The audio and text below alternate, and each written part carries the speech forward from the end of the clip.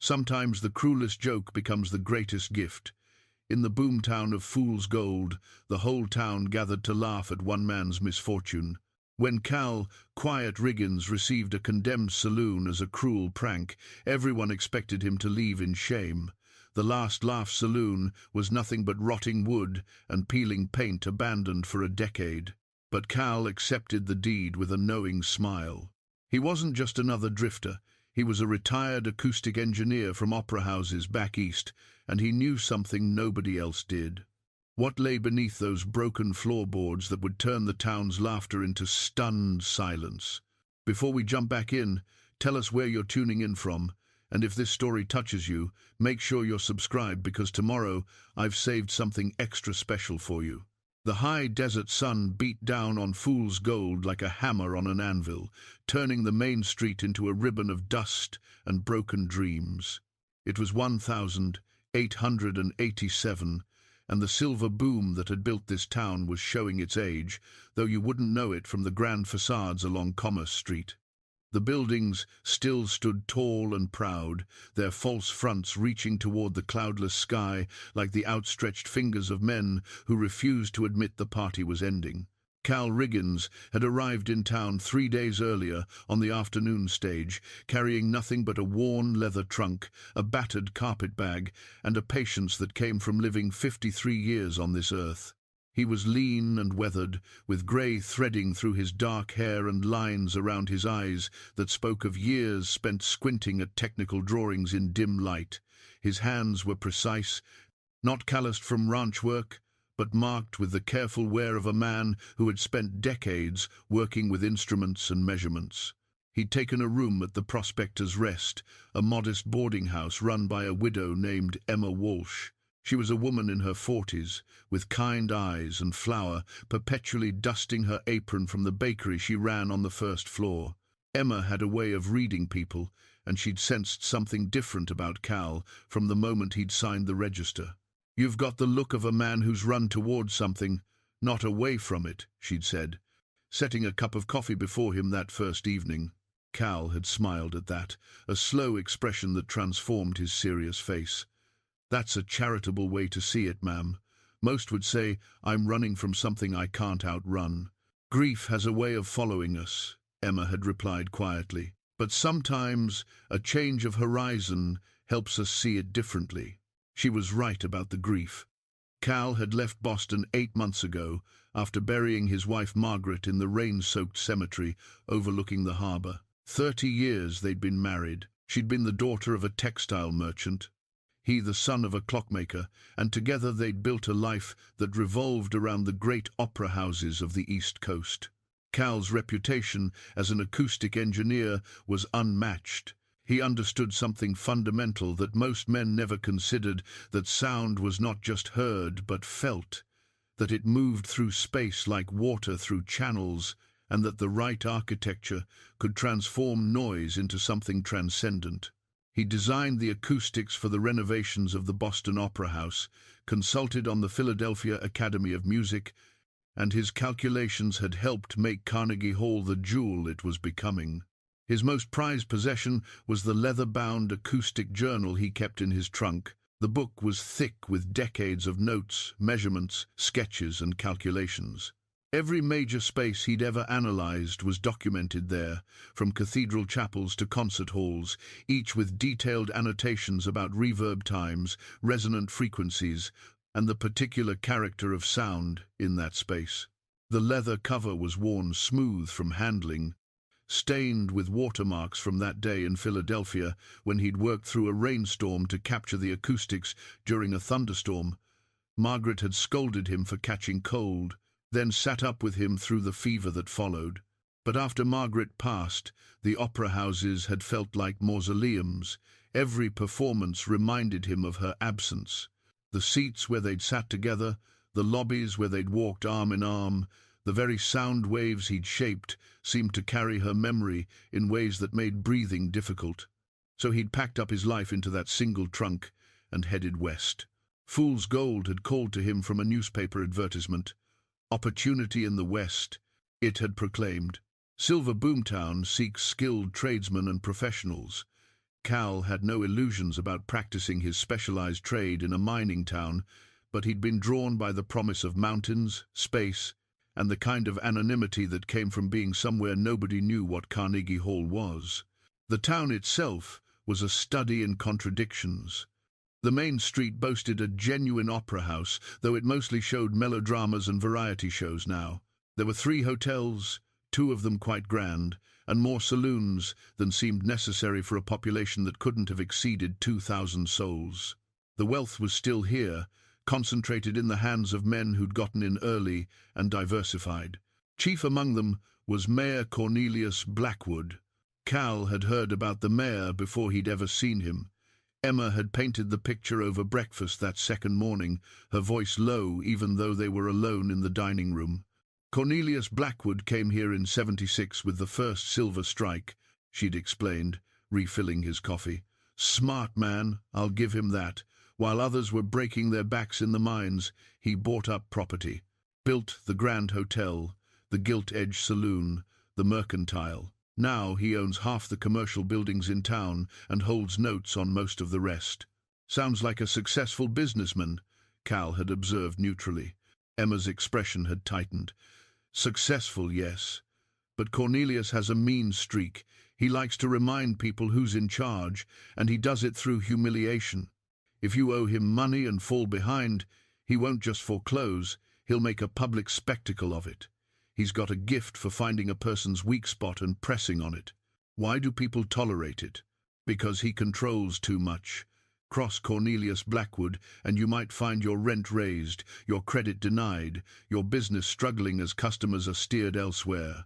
Sheriff Dawson is a fair man, but he can't do much when everything happens legally, just cruelly.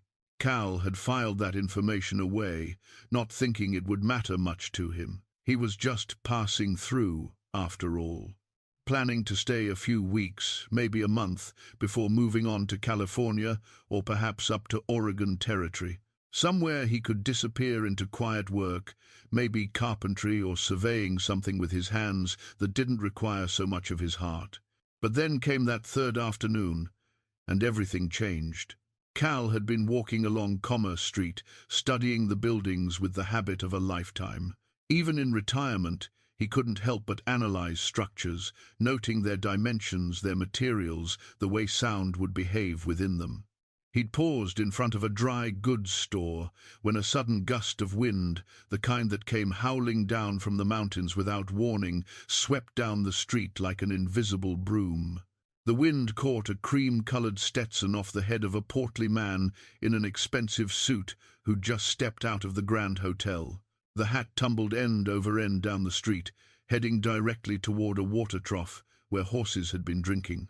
The man shouted in dismay, but he was too slow and too heavy to give chase. Cal reacted on instinct. He'd been an athlete in his younger days, and some of that quickness remained.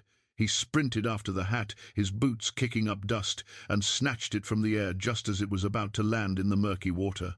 When he turned back, he found the portly man hurrying toward him, trailed by several other well-dressed men who'd emerged from the hotel. "My hat! You saved my hat!" The man's face was flushed, whether from exertion or emotion, Cal couldn't tell.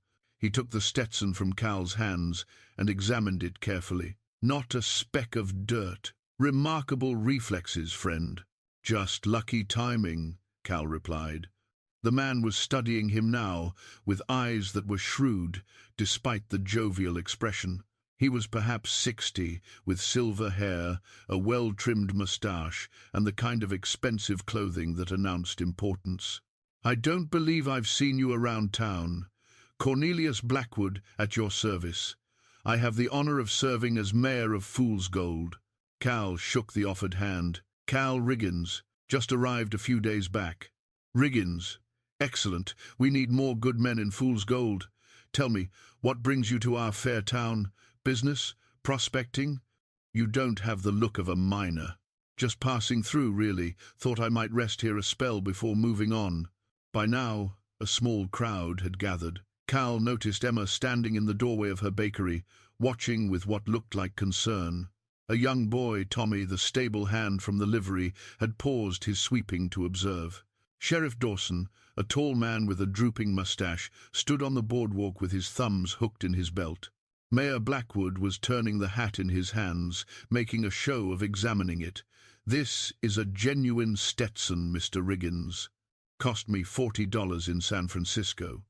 Some might say it's foolish to spend that much on a hat, but I believe in rewarding quality, and I believe in rewarding those who do me kindnesses."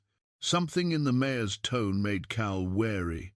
There was a performance quality to his words, as if he were speaking not just to Cal, but to everyone watching. "No reward necessary, Mayor. Anyone would have done the same." "Nonsense, I insist." Blackwood's eyes were gleaming now. "You know, we have a tradition here in Fool's Gold. When someone does the mayor a good turn, the mayor returns it. Now, what could I possibly give a man who asks for nothing?" He paused dramatically, as if struck by sudden inspiration. "I know, property. Every man needs property, a place to call his own." The crowd had grown larger. Cal could see several men grinning, nudging each other. Emma had stepped out onto the boardwalk, her face troubled. "That's generous, Mayor, but—" "No buts. I've decided. There's a building on 2nd Street that's been vacant far too long. The Last Laugh Saloon. Used to be quite the establishment, back in the day. It's yours, Mr. Riggins. I'll have my clerk draw up the deed this afternoon." The laughter started then, rippling through the crowd like a wave. Men were slapping their thighs, whispering to each other. One of them called out, "The last laugh. That's perfect, Cornelius." Cal looked around at the laughing faces, at the mayor's expression of false magnanimity, and he understood this was a joke. The building must be worthless, condemned, probably, or structurally unsound. The mayor was publicly humiliating him, making him the butt of the joke for the whole town's entertainment. But something else was happening too. In the back of Cal's mind, a memory was stirring. The Last Laugh Saloon, 2nd Street. He'd walked past that building yesterday evening, hadn't he? A derelict structure with boarded windows and peeling paint. He'd paused there because something about it had caught his attention. The way it sat on the lot, the angle of the foundation, the strange depression in the ground behind it. "That's very generous, Mayor Blackwood," Cal said carefully. "I accept." The laughter grew louder. Mayor Blackwood's smile widened. "Excellent. We'll make it official tomorrow. Welcome to property ownership in Fool's Gold, Mr. Riggins." As the crowd dispersed, still chuckling, Emma approached Cal with concern written across her face. "Cal, do you know what he just did to you?" "I have some idea. The Last Laugh has been condemned for a decade. The building's falling apart. It's a mean joke, and Cornelius just played it on you in front of half the town." Cal nodded slowly, but his mind was already racing through calculations. Last night, after dinner, he'd taken a walk to clear his head. He'd ended up on 2nd Street, a quieter road that paralleled the main street but saw less traffic. The Last Laugh Saloon had caught his eye immediately, not for what it was, but for where it was.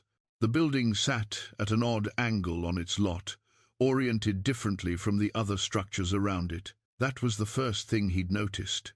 The second was the way the ground dipped behind it, a subtle depression that suggested something beneath the surface. And the third, most telling detail, when he'd stepped closer to the building, he'd heard it. A resonance. A particular quality to the ambient sound that told him something significant about the space. It was the kind of thing only someone with his training would notice, but once you knew what to listen for, it was unmistakable. He'd gone back to his room that night and pulled out his acoustic journal. He'd flipped through pages of notes from his travels, looking for a comparable phenomenon. He'd found it in his documentation of a cathedral in Baltimore that had been built over a natural limestone chamber. The acoustic properties had been extraordinary. Now, standing in the street with Emma, looking at him with pity, and the town laughing at the fool who'd accepted a condemned building, Cal allowed himself a small smile. "Emma," he said quietly, "do you know what they say about one man's trash?" She looked at him searchingly. "That it's another man's treasure?" "Exactly. And I think Mayor Blackwood just gave me the deed to something far more valuable than he realizes." Emma's expression shifted from concern to curiosity. What do you mean? I mean that sometimes the greatest opportunities come disguised as jokes, and sometimes the last laugh belongs to the quiet man nobody's paying attention to. The sun was setting over Fool's Gold, painting the false fronts in shades of gold and amber. Tomorrow, Cal would take possession of the Last Laugh Saloon. Tomorrow, the town would gather to watch him inspect his worthless prize. Tomorrow, Mayor Blackwood would enjoy the culmination of his cruel prank. But tonight, Cal would sit in his room with his acoustic journal and his decades of expertise, and he would plan for something the mayor couldn't possibly imagine. Because beneath those rotting floorboards, beneath the peeling paint and the condemned structure, something waited, something that would change everything. The joke was indeed going to land, just not the way anyone expected. The next morning arrived with a clarity that seemed almost mocking. The sky was impossibly blue, the air crisp with the promise of autumn coming down from the mountains.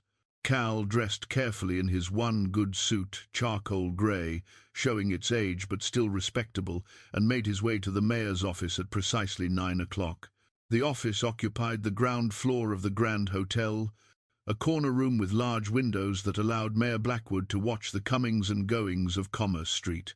When Cal entered, he found the mayor behind an ornate desk, flanked by two of his associates' men, whose names Cal didn't know, but whose smirking expressions he recognized from yesterday's crowd. Mr. Riggins, punctual. I admire that in a man. Blackwood gestured to a chair. Please sit. This won't take but a moment. A clerk, a nervous-looking young man with ink-stained fingers, sat at a smaller desk with papers spread before him. He kept glancing at Cal with what looked like sympathy. The deed itself was a single sheet of heavy paper, official and imposing despite the worthlessness of what it represented. The clerk had prepared it with elaborate script, and as he read the description aloud, Cal noted every detail. The Last Laugh Saloon. Lot 47 on 2nd Street, building and all improvements thereon, all rights, privileges and appurtenances. That last word caught Cal's attention. Appurtenances. Everything belonging to the property, including, and this was the important part, what lay beneath it. Sign here, Mr. Riggins, the clerk said, sliding the document across the desk. Cal took his time reading it. This was partly theatre he needed to play the role of the naive fool for just a little longer, but partly genuine caution. He wanted to ensure there were no hidden clauses, no restrictions that would limit what he could do with the property. All improvements and appurtenances, he said aloud.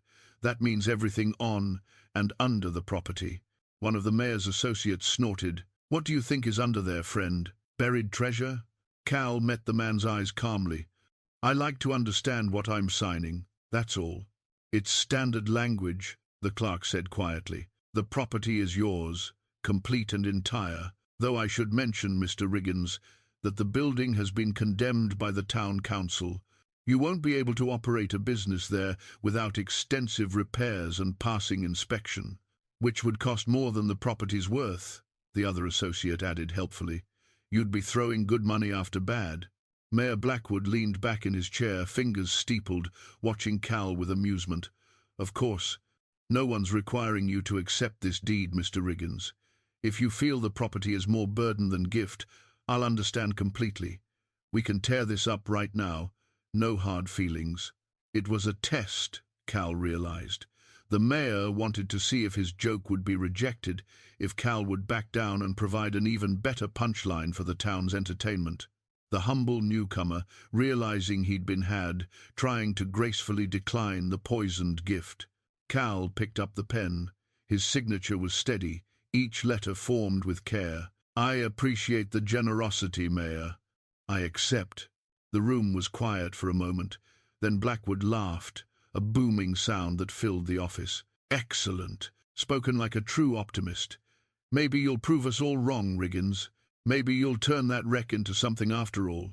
The clerk pressed the town's seal into hot wax at the bottom of the deed, and just like that, Cal Riggins became a property owner in Fool's Gold. The paper was still warm when he folded it carefully and placed it in his coat pocket.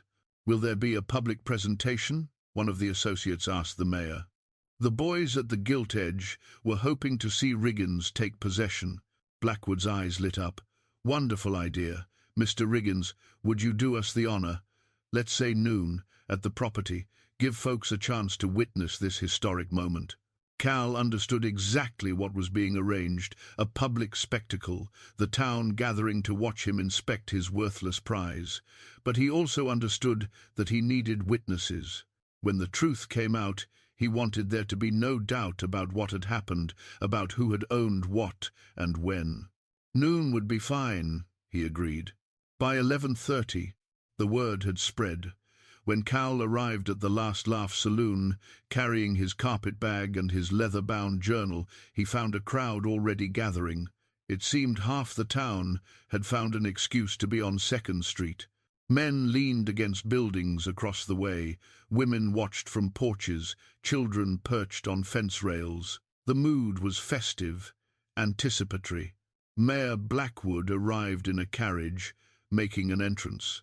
He was accompanied by several town councilmen and a man Cal recognized as the town's newspaper editor. Emma was there too, standing to one side with Tommy the stable boy. Sheriff Dawson watched from the shadow of an overhang, his expression unreadable. The Last Laugh Saloon looked even worse in the harsh noon light. The paint had peeled away in long strips, leaving the bare wood beneath grey and weathered. The front porch sagged dangerously, and several of the window boards had rotted through. Above the door, a sign hung at an angle, the painted letters barely visible, Last Laugh. "Ladies and gentlemen," Mayor Blackwood's voice carried across the street, "we're here to witness the transfer of property to our newest citizen, Mr. Cal Riggins. Cal, my friend, the building is yours. Please, inspect your new acquisition." Laughter rippled through the crowd. Someone called out, "Don't fall through the floor." Another voice added, "Better check for rats first." Cal set down his carpet bag and approached the building slowly. He could feel every eye on him, every person waiting to see how he would react to the full reality of what he'd accepted. He tested the porch steps carefully they held, though they creaked alarmingly, and made his way to the door. The lock had long since rusted away. The door swung open with a groan that set the crowd laughing again. Inside, the darkness was almost complete. What little light entered through gaps in the boards revealed a scene of utter decay. The bar still stood along one wall, but it was warped and water-damaged. Tables and chairs lay in broken heaps. The air smelled of rot and abandonment. But Cal wasn't looking at the furniture. He was looking at the floor. The floorboards were mostly intact, though several had rotted through near the walls. More importantly, they were original thick planks of pine, probably 2 inches thick, laid directly over the joists with no subflooring. That was significant. That meant there was space beneath them. Potentially a lot of space. He knelt down, ignoring the dirt on his suit pants, and pressed his ear to one of the boards. Then he pulled a tuning fork from his pocket, one of his tools, a C note at 256 hertzes, and struck it against the heel of his boot. He pressed the base of the fork against the floorboard and listened. The sound that came back to him was extraordinary. The board resonated with a depth that spoke of a large, empty space beneath it. Moreover, the resonance had a particular character, a warm, rich quality that suggested hard rock surfaces, probably limestone or sandstone. "What's he doing?" someone in the crowd asked. "Listening for ghosts," another replied, prompting more laughter. Cal stood and walked slowly across the floor, testing it every few feet with his tuning fork. The building was perhaps 40 feet wide and 60 feet deep. The resonance was consistent throughout, strongest in the center. He pulled out his journal and began making notes, sketching a quick diagram of the space. Mayor Blackwood appeared in the doorway, silhouetted against the bright sunlight. "Finding anything interesting, Mr. Riggins?" Cal looked up from his notes. The moment had come. He could continue playing the fool, or he could start showing his hand. The question was how much to reveal. "It's structurally worse than I hoped," he said honestly. "The building itself will require extensive work." "Told you," someone called from outside. Total loss. However, Cal continued, the foundation is interesting. The lot has good drainage, and the orientation catches the prevailing winds. With the right approach, this could be viable. Blackwood's smile was indulgent. Well, I admire your optimism. You'll let us know if you need anything, won't you? Perhaps some advice on where to find the cheapest lumber? The laughter followed Cal as he gathered his things and stepped back out into the sunlight. The crowd was already dispersing. The entertainment concluded. They'd seen what they came to see, the fool taking possession of his worthless prize. But as Cal walked back toward the boarding house, the deed folded in his pocket and his journal tucked under his arm, he was already making calculations. He had perhaps 2 weeks, maybe 3, before he'd need to show results. 2 weeks before the town's amusement turned to pity, and pity turned to forgetting him entirely. 2 weeks to test his theory. 2 weeks to see if what he'd heard in that resonance was real or just the wishful thinking of a grieving man looking for purpose. That evening, after the sun had set and the town had settled into its nightly routines, Cal returned to the Last Laugh Saloon. He brought a lantern, a pry bar, and a particular determination. The street was empty. The only sound, the distant music from the saloons on Commerce Street. Inside the dark building, Cal set the lantern on what remained of the bar and knelt by a section of floorboard in the center of the room, the spot where the resonance had been strongest. He worked the pry bar into a gap between boards, careful not to damage them more than necessary. The old nails resisted, then gave way with squeals of protest. He lifted the board away, then another and another, creating an opening perhaps 2 feet square. He held the lantern over the gap and looked down.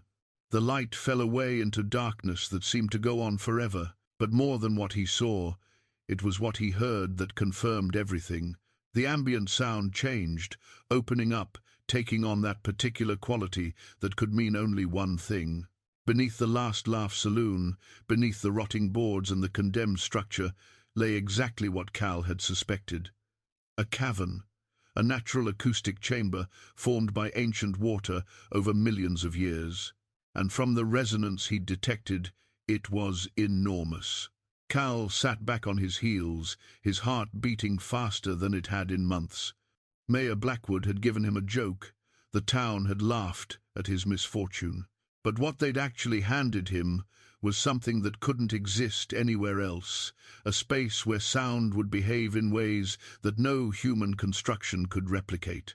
The Last Laugh Saloon was aptly named, because Cal was about to get the last laugh, indeed. The next 3 days, Cal worked alone. He arrived at the saloon each morning before sunrise and stayed until the evening shadows grew long. The town barely noticed. A few people walked past and saw him through the open door, sweeping debris or examining the walls, and they shook their heads at the futility of it all. The crazy Easterner trying to salvage the unsalvageable. Emma brought him lunch each day, sandwiches wrapped in paper, a thermos of coffee. She'd sit with him on the sagging porch steps, and they'd eat in companionable silence. She never asked what he was really doing, though he could see the curiosity in her eyes. On the 3rd day, she finally spoke what was on her mind. Cal, folks are starting to talk. They're saying you've lost your senses, working on this place. He took a sip of coffee, considering his response. What do you think, Emma? She studied him for a long moment. I think you're not a foolish man. I think you see something here the rest of us don't. But I also think you're carrying something heavy, and maybe you're trying to work it out through fixing something that's broken. Her insight caught him off guard. You're perceptive. Comes from years of listening to people's troubles over coffee and pie. She smiled gently. Just be careful, Cal. Cornelius doesn't like being made to look foolish. If you actually succeed at something here, he'll see it as an insult. I'll keep that in mind. But Emma's warning stayed with him as he worked. The political dynamics of a small town were something he hadn't fully considered. In Boston, his work had been purely technical: solve the acoustic problems, deliver the solution, move on. Here, every action was watched, interpreted, gossiped about.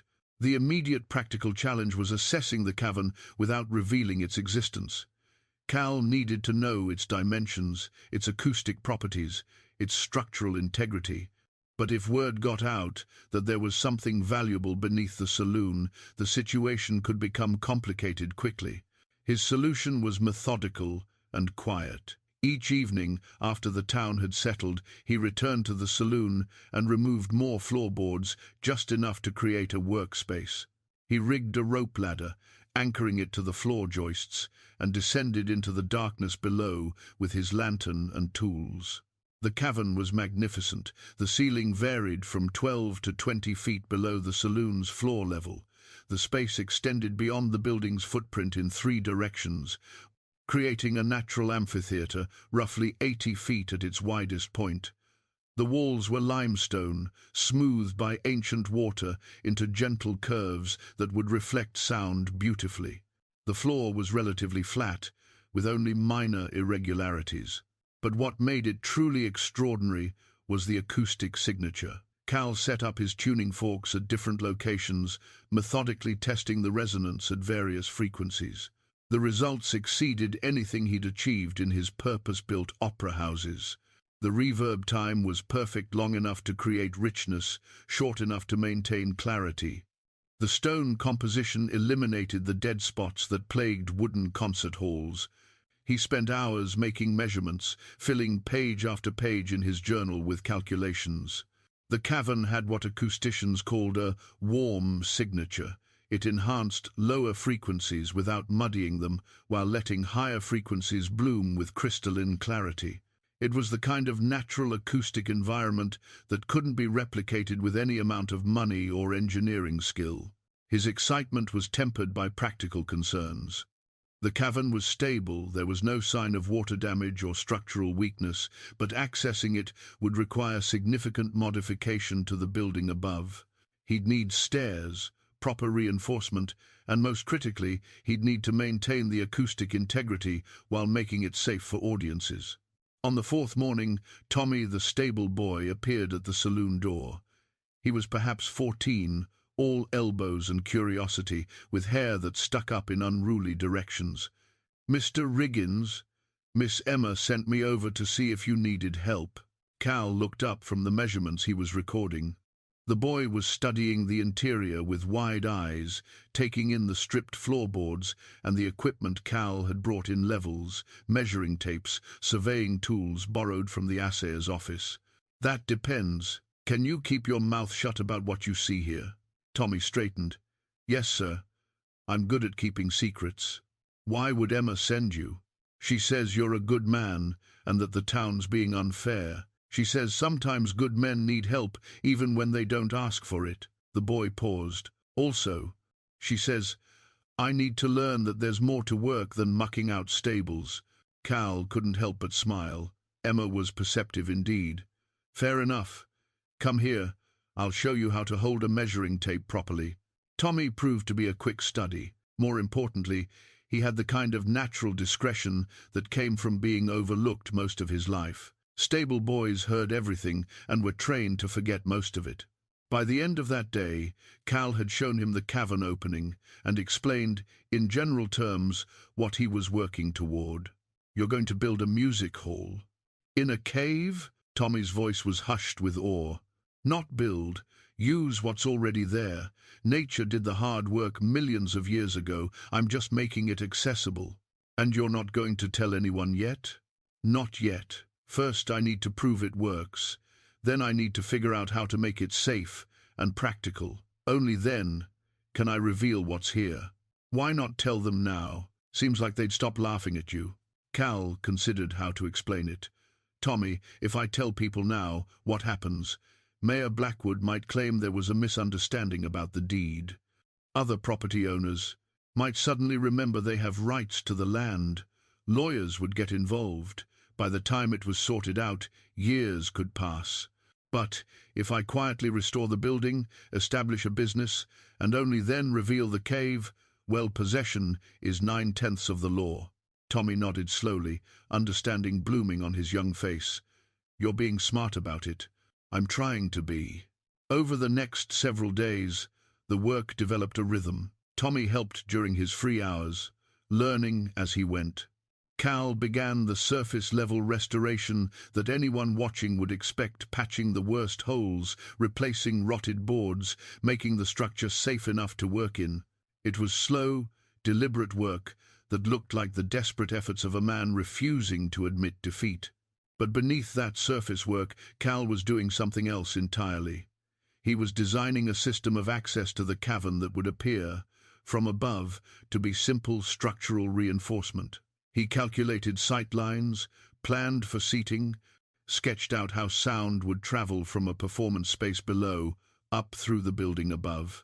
The biggest challenge was keeping his true purpose hidden while still making progress. Every decision had to serve two purposes: the obvious restoration work and the hidden preparation for the amphitheater. On the seventh day, Sheriff Dawson stopped by. He stood in the doorway, thumbs hooked in his belt, watching Cal work on replacing a section of wall. "Afternoon, Riggins." "Sheriff, you're putting a lot of work into this place." Cal continued, measuring a board for cutting, trying to make it respectable. "Mind if I ask what you're planning to do with it once it's fixed up?" This was the question Cal had been expecting. His answer had to be plausible without being specific. "Haven't decided yet. Maybe a boarding house, maybe just a residence. Depends on what the structure can support." Dawson nodded slowly. "Cornelius asked me to check on you, make sure you weren't doing anything that would violate the building codes." "And am I?"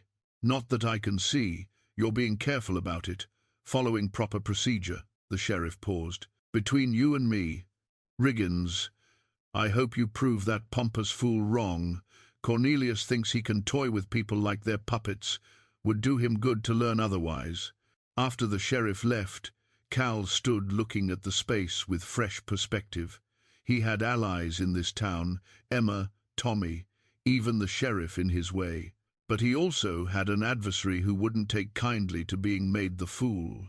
The question was whether he could complete enough of the work before Blackwood realized something significant was happening.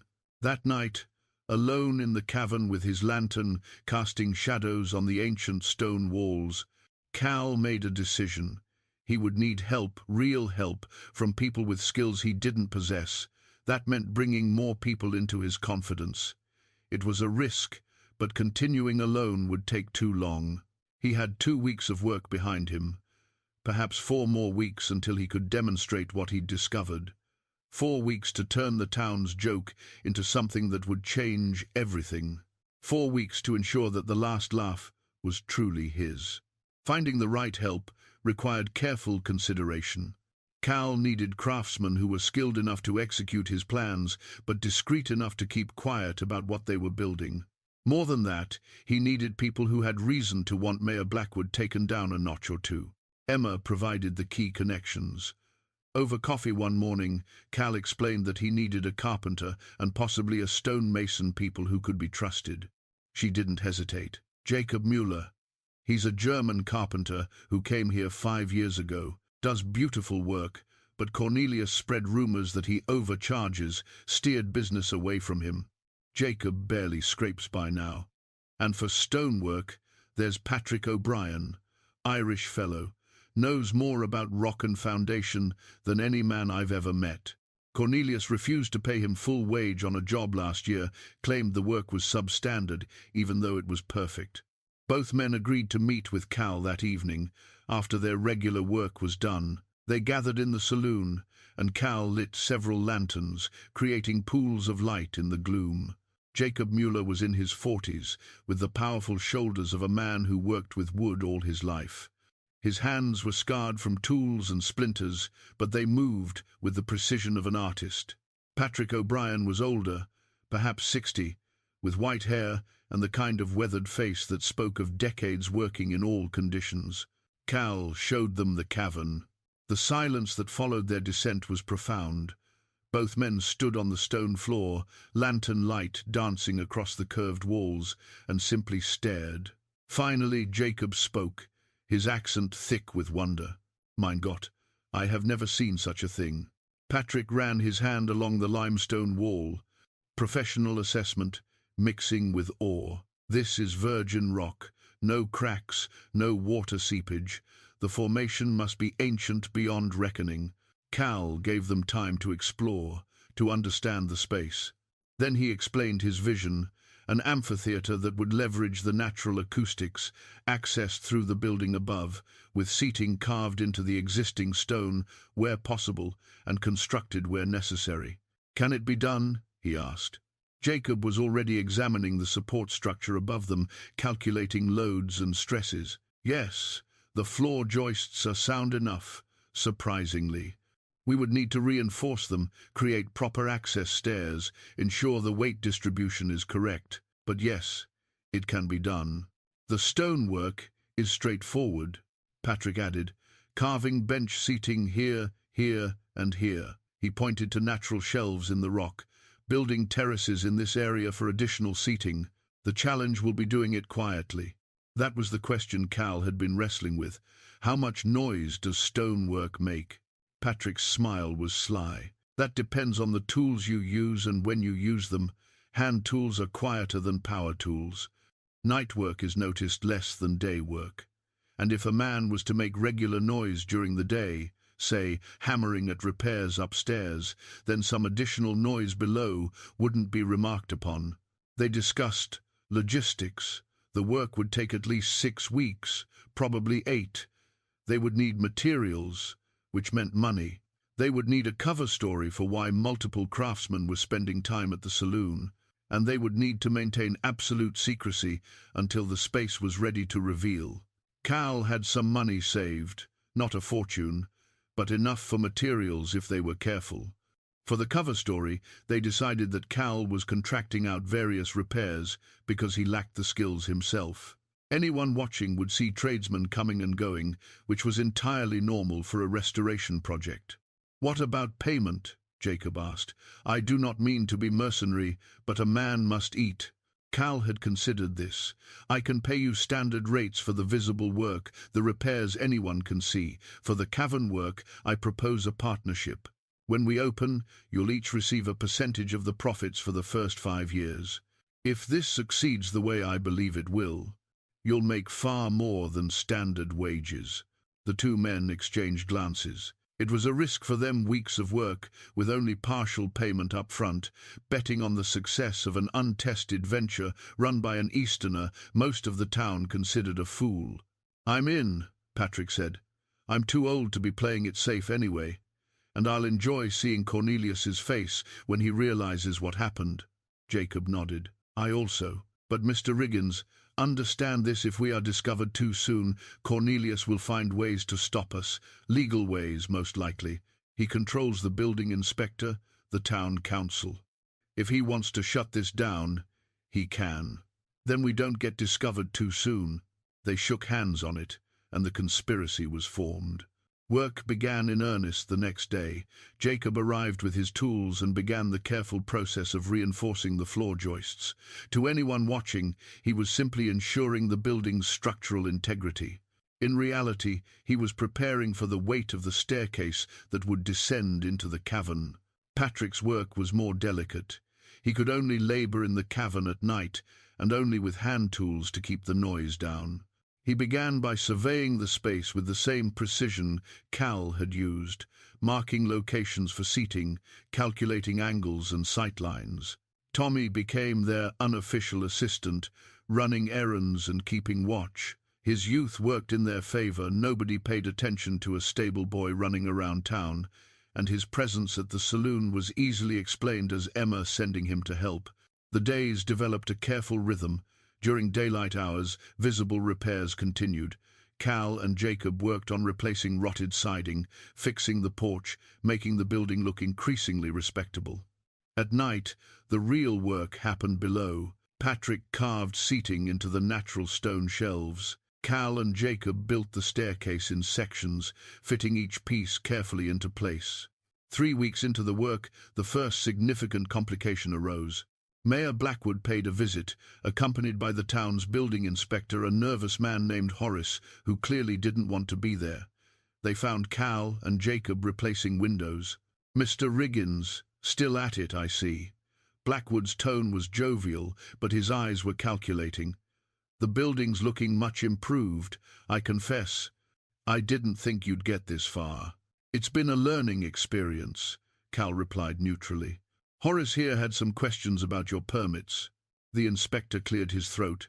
The mayor mentioned that you're doing substantial structural work. Town ordinance requires permits for anything affecting load-bearing walls or foundations. Cal had expected this. He'd filed the appropriate paperwork 2 weeks ago, detailing the visible repairs. I submitted the applications, repairs to siding, porch, roof and windows. No structural modifications. But you're working on the floor joists, Blackwood interjected. That's structural. Jacob spoke up, his voice steady. Reinforcement only. The joists are original and sound. We are adding supplementary support to bring them up to modern standards. It is good practice, not structural modification. Horace looked at the exposed joists, ran his hand along one, and nodded reluctantly. That appears to be accurate. Blackwood's expression tightened. Still, I think a full inspection is warranted. Horace, schedule a complete review of the property. Interior and exterior. This was the danger Cal had feared. A thorough inspection would reveal the cavern access. They needed more time. Of course, Cal said calmly. How much notice do you require? 2 weeks should suffice, Horace said, looking apologetic. After they left, Jacob let out a breath. 2 weeks. We cannot be ready in 2 weeks. Cal looked at the work still undone, the staircase half finished, the seating barely started, the acoustic testing incomplete. 2 weeks wasn't enough to finish, but it might be enough to demonstrate. Then we change the plan, he said. We don't try to finish everything. We finish enough to prove the concept, one section of seating, the stairs, and enough acoustic setup to do a demonstration. A demonstration for whom? Patrick asked, emerging from the cavern access. He'd been working below and had heard the entire conversation.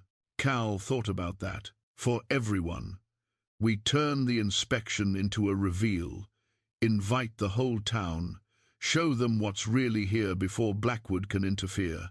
It was risky. If the demonstration failed, he'd lose everything, his investment, his reputation, and his chance to build something meaningful. But if it worked, if he could prove that the cavern's acoustics were everything he believed them to be, then the town would be on his side.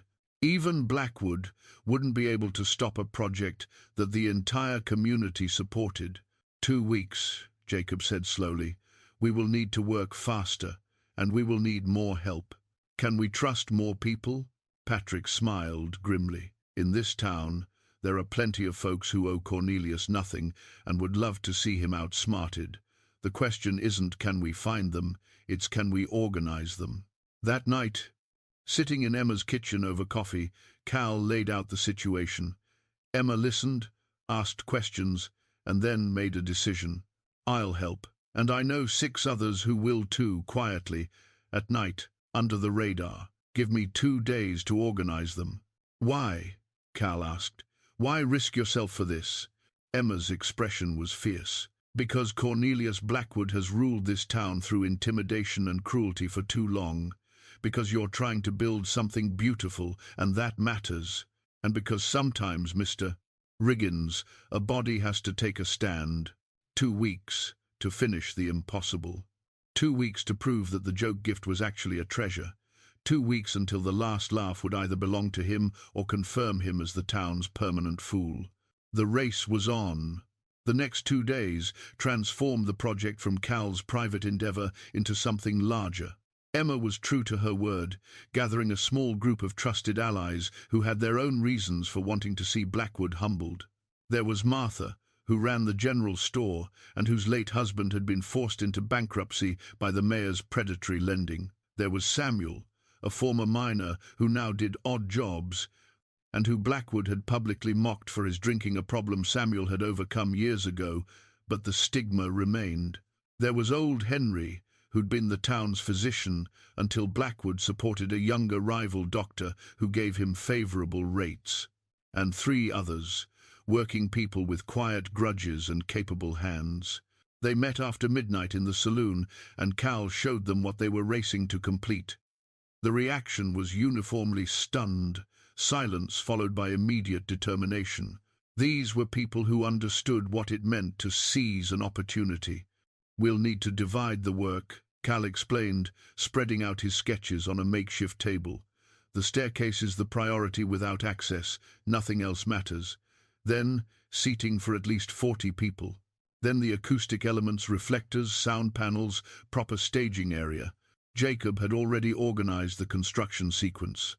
"The stairs we can complete in 4 days if we work in shifts. Samuel and I will handle that. Patrick needs 2 people to help with the stonework. Martha has a steady hand. She can help with the finishing details." The work began that very night. They established a system of shifts, some people working during the day on visible repairs, others working at night in the cavern. Cal became the coordinator, moving between both efforts, checking measurements, solving problems, and maintaining the fiction that nothing unusual was happening. During the day, the building was a hive of normal activity. Cal hired a roofer to fix the worst leaks, giving him legitimate reason to have workers and materials on site. The noise of hammering and sawing provided cover for the sounds below. Deliveries of lumber and stone were documented properly, with invoices that showed only standard restoration materials. But at night, the cavern came alive with quiet industry. Jacob's staircase took shape, a beautiful curved construction of oak and iron that descended in a gentle spiral into the stone chamber. Patrick and his helpers carved and shaped the natural stone shelves into proper seating tiers, each row slightly elevated from the one before it, creating perfect sightlines to the center floor where performances would take place. Cal focused on the acoustics. He positioned reflector panels at key points along the walls, carefully shaped surfaces that would direct sound throughout the space. He calculated the optimal placement for performers, marking the spot with a simple raised platform. Every decision was tested with his tuning forks, measuring and remeasuring to ensure the sound would travel with clarity and warmth. Tommy became indispensable. His youth meant he could move through town without suspicion, buying supplies from different vendors so no single merchant would notice unusual orders. He carried messages between workers, kept watch during night operations, and learned more about construction and acoustics in those 2 weeks than most men learned in years. But the pressure was building. Word was spreading that something significant was happening at the Last Laugh Saloon. People noticed the increased activity, the deliveries, the fact that Cal seemed to have acquired both money and help. The gossip ranged from curious to suspicious. On the 5th day, one of Blackwood's associates, a man named Vernon, who managed the mayor's hotel, stopped by during lunch. Cal and Jacob were eating on the porch, and Vernon made a show of casual interest. "Place is looking good, Riggins. Almost respectable. Getting there. Must be costing you plenty. Where'd a drifter get that kind of money?" Jacob's expression darkened, but Cal kept his voice even. "I'm not a drifter. I worked for 30 years back east, saved my wages like any prudent man." 30 years doing what? "Engineering. Buildings, mostly." Vernon's eyes narrowed. "What kind of engineering?" It was a trap, Cal realized. Blackwood was fishing for information, trying to understand if Cal had expertise that would explain his confidence in the project. Structural work, making sure buildings don't fall down. It was true enough and vague enough to be useless. After Vernon left, Jacob shook his head. "He will report back. Cornelius is getting nervous." Good, let him wonder. But that night, working alone in the cavern, Cal felt the weight of what they were attempting. In 8 days, the building inspector would arrive. In 8 days, Cal would have to demonstrate that this space could function as he claimed. And he still wasn't certain it would work. The acoustic theory was sound. He'd spent decades perfecting his understanding of how spaces affected sound. But theory and practice sometimes diverged. What if there was some property of this particular stone that interfered with the resonance? What if the dimensions, while seemingly perfect, created some harmonic problem he hadn't anticipated? He'd need to test it with actual music before the demonstration. That meant finding a musician, which meant bringing yet another person into the secret. The risks kept multiplying. Emma solved that problem with her usual directness. There's a woman named Constance who plays piano at the church. She's got a beautiful voice too. Her husband left her last year, just up and disappeared, and Cornelius made sure everyone knew. He thought she'd driven the man away with her ambitions. She'd help if you asked. Constance Reed was in her 30s, with elegant hands and a quiet dignity that reminded Cal of Margaret. When he approached her after church services, he was direct. "Mrs. Reed, I'm working on a project that requires testing some acoustic properties. I need someone with genuine musical talent. Emma speaks highly of your abilities." She studied him with intelligent eyes. "This is about the saloon everyone's gossiping about?" "Yes." "What kind of acoustic properties?" Cal made a decision. "The kind that might make this the finest natural performance space west of the Mississippi. But I need to test that claim before I make it public. Would you be willing to come see what I'm working on?" She came that evening, after the day workers had left, but before the night shift arrived.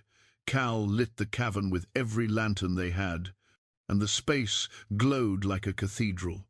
Constance stood at the bottom of the staircase, staring upward at the curved stone walls, at the carved seating, at the impossible beauty of it. "My God," she whispered, "I didn't know such places existed." "Neither did I, until I found this one, but I need to know if it works for music. Will you sing something?" She moved to the center spot he'd marked, the optimal position for performance. She took a breath, and then she sang a hymn, something Cal recognized from childhood. Her voice was pure and strong, and the cavern took that sound and transformed it into something transcendent. The tone bloomed, filling the space with warmth. The reverb was perfect, long enough to add richness, but not so long that notes blurred together. Her voice seemed to come from everywhere and nowhere, wrapping around listeners like a physical presence. When she finished, there were tears on her cheeks. "I've never heard myself sound like that," she said. "I've never heard anyone sound like that." Cal felt something release in his chest, the fear he'd been carrying that this might not work, that he'd been chasing an impossible dream. But Constance's voice had proved it. The cavern wasn't just good, it was extraordinary. "Will you help me?" he asked. "For the demonstration, we'll need someone to perform, to show people what this space can do." She nodded. "What are you planning?" "I'm planning to invite the entire town to watch the building inspection, and when they're all gathered, expecting to see me fail, I'm going to show them this.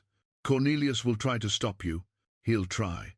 But if we do this right, if we show the people of Fool's Gold what's really here, he won't be able to. Public opinion is a powerful thing." Constance smiled, and it transformed her face. "When do we start rehearsing?" Over the next 3 days, they worked with desperate intensity. The staircase was completed, the seating for 40 was carved and finished. The acoustic panels were positioned and tested. Cal rehearsed Constance on where to stand, how to project, what songs would best demonstrate the space's properties. But with 3 days remaining before the inspection, disaster struck. A delivery of lumber, the final load needed to complete the support work, was mysteriously delayed. The vendor, apologetic but firm, explained that Mayor Blackwood had paid a premium to redirect the lumber to another project. It would be at least a week before more could be ordered. Without that lumber, the support beams for the upper seating couldn't be completed. Without those beams, the space would be unsafe for a full audience.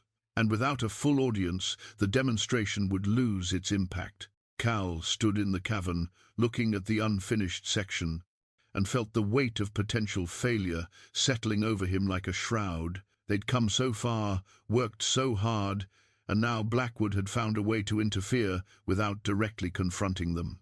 "We could postpone," Jacob suggested quietly. "No," Cal said.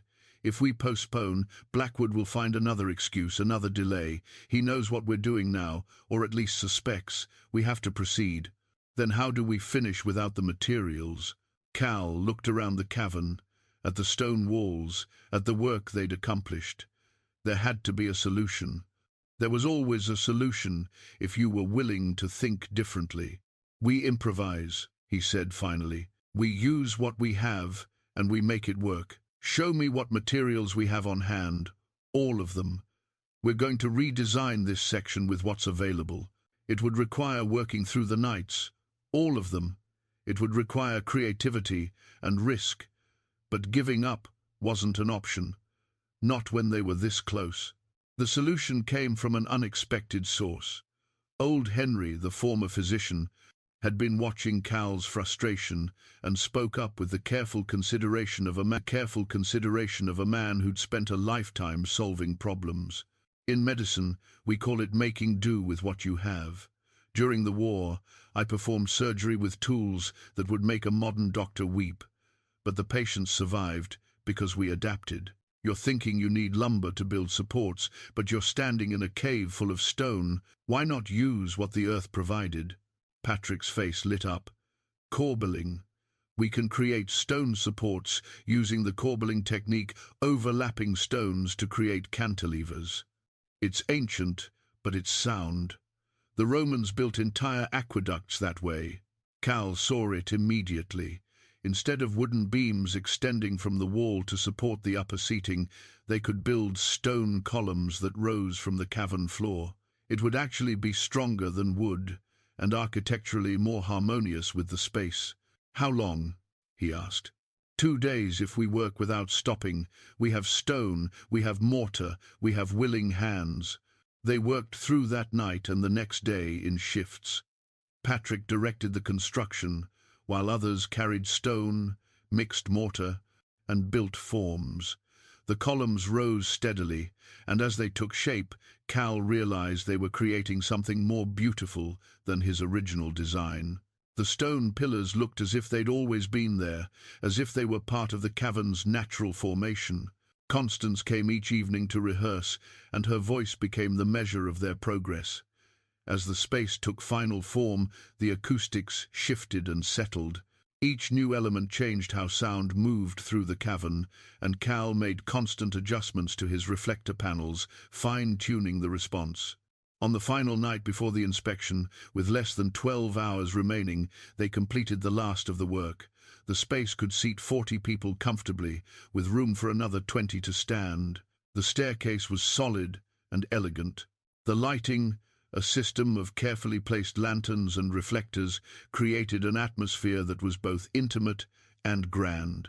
Cal stood at the center of the performance space, looking up at what they'd built, and felt something he hadn't experienced since Margaret's death: pride, purpose, the sense that he was creating something meaningful. "It's remarkable," Emma said softly. She'd come down with food for the workers and stayed to see the finished space. "Cal, you've built something that's going to change this town." "We've built it," he corrected. Every person here contributed something essential. Tommy was sprawled on one of the stone benches, exhausted but grinning. "Mr. Riggins, what happens tomorrow? How are you going to reveal this?" It was the question Cal had been considering for days.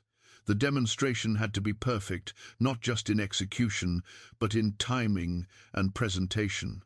"We let the inspection proceed normally," he explained. "Horace comes in, examines the building, sees the visible repairs. Blackwood will be with him, expecting to find violations or incomplete work. We'll let them inspect the main floor, the roof, everything above ground. Then, when they're satisfied or frustrated or whatever they'll be, I'll ask if they'd like to see the foundation work." "And spring the surprise," Jacob said, understanding. "But not just on them. I'm going to invite the whole town. Tomorrow morning, I'll post notices that there will be a public demonstration at noon, a reveal of the completed restoration project. By the time Horace and Blackwood arrive for the official inspection, there will be a crowd waiting." Constance looked worried. "Won't that anger the mayor?" "Absolutely. But if we do this privately, he can find ways to shut it down, claim it's unsafe, tie it up in legal proceedings. If we do it publicly, with witnesses, he'll have to respond in the moment. And I'm betting that what we've created here will speak for itself." The group dispersed near dawn, exhausted but ready. Cal stayed behind, alone in the cavern, making final checks. He tested the acoustics one last time with his tuning forks, adjusted two of the reflector panels, and ensured every lantern was filled with oil.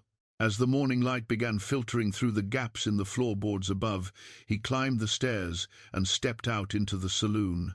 The building looked transformed.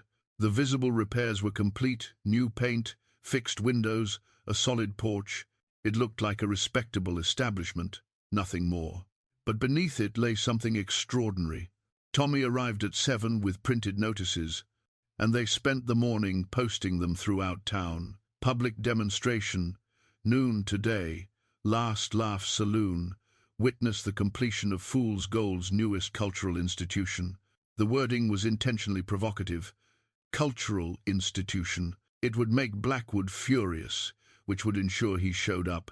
By 11, people were gathering. It started as curiosity. What was the crazy Easterner going to claim he'd accomplished? But as more people arrived, the crowd took on a festive quality. It was entertainment, after all. The joke, gift, and the persistent fool.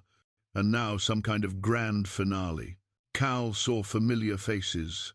Emma stood near the front with Martha and Samuel. Sheriff Dawson was there, thumbs hooked in his belt, expression neutral but eyes interested. Constance arrived quietly, dressed simply but carrying herself with the dignity of someone about to perform. At 5 minutes to noon, Mayor Blackwood's carriage arrived. He stepped down with Horace the inspector, and his expression when he saw the crowd was a mix of surprise and calculation. Vernon and 2 other associates flanked him. "Quite the turnout, Mr. Riggins," Blackwood called out, his voice projecting to the crowd. "Are we here for an inspection or a circus?" Cal met his eyes calmly. "An inspection, Mayor. But since the building is now safe and restored, I thought the citizens of Fool's Gold deserved to see what their former condemned building has become." "Former condemned?" Horace looked uncertain. "Mr. Riggins, the inspection hasn't happened yet." "Then, let's begin. Shall we start with the upper floors?" Cal led them through the building methodically, the roof repaired and sound, the walls reinforced and painted, the windows replaced and properly sealed, the porch rebuilt to code. Every visible element of the restoration was documented, measured, and found acceptable. Horace made notes on his clipboard, checking items off his list. Blackwood's expression grew more confused. He'd expected to find violations, problems, reasons to condemn the work. Instead, he was watching a competent restoration. "The floor joists?" Horace asked, consulting his list. "Reinforced as discussed. You can examine them yourself." They went into the main room, where the floorboards had been relayed over the reinforced joists. It looked like any other saloon floor, solid, level, properly constructed. Cal had carefully hidden the staircase access behind a section that appeared to be a storage closet.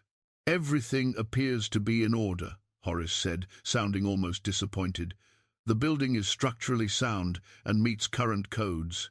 "Remarkable," Blackwood said, though his tone suggested otherwise. "You've successfully restored a building to mediocrity, Riggins.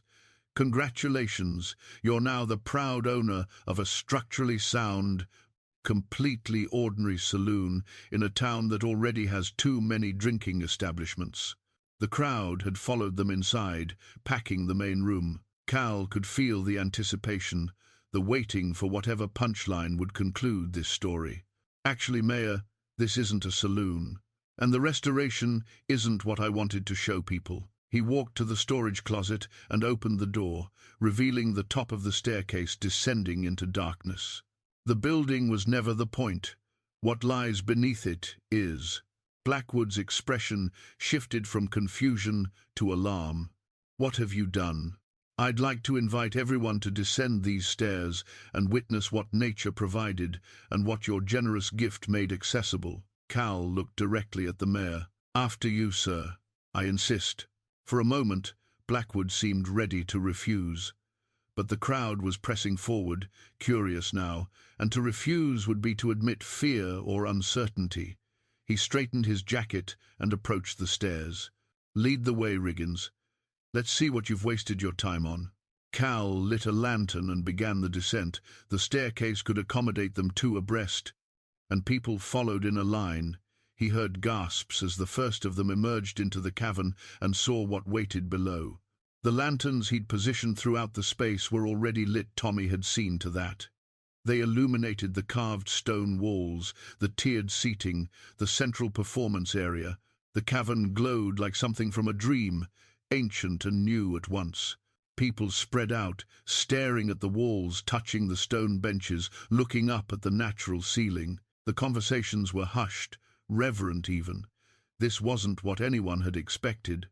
Blackwood stood in the center of the space, turning slowly, his expression unreadable. "You found a cave, a natural amphitheater," Cal corrected, "with acoustic properties that surpass anything that can be built. Mayor, you gave me this property as a joke, but what you actually gave me was access to one of the finest natural performance spaces in existence." Sheriff Dawson was examining the stonework, running his hand along the carved seating. "This is solid construction. This is real." "It's a hole in the ground," Blackwood said, but his voice lacked conviction. Cal looked at Constance and nodded. She moved to the performance spot, and the crowd quieted, sensing something was about to happen. In the hush that fell, her voice rose, clear and pure, filling the space with music. She sang "Amazing Grace," and the cavern transformed that simple hymn into something transcendent. The stone walls captured every note, enriched it, and returned it in a perfect bloom of sound. People stood transfixed, many with tears on their faces, as they experienced music in a way they'd never imagined possible. When the last note faded, the silence was absolute. Then someone began to applaud, and the sound built until the entire cavern rang with it. Mayor Blackwood's face had gone pale. He understood now what had happened, what Cal had built, and what it meant. The joke gift had become something valuable. The fool had become something else entirely. And there was nothing he could do about it. The applause was still echoing when Mayor Blackwood found his voice. "This is remarkable, I'll grant you that, Riggins. Truly remarkable. But let's discuss the practicalities." His tone had shifted, no longer mocking, but calculating. A natural cave, no matter how impressive, requires significant safety considerations, permits for public assembly, insurance, structural certification by a qualified geologist. These things take time and money. Cal had anticipated this. "I've already consulted with a geologist from Denver. His report should arrive next week, but his preliminary assessment was that the formation is stable and safe. As for permits and insurance, I'm prepared to pursue those through proper channels." Of course. Blackwood's smile didn't reach his eyes, and during that pursuit, which could take months, perhaps years, the property would remain closed to public use. Such a shame, after all this work. Sheriff Dawson stepped forward. "Cornelius, the man's followed every regulation, passed your inspection, built something the town's never seen. What exactly are you trying to accomplish here?"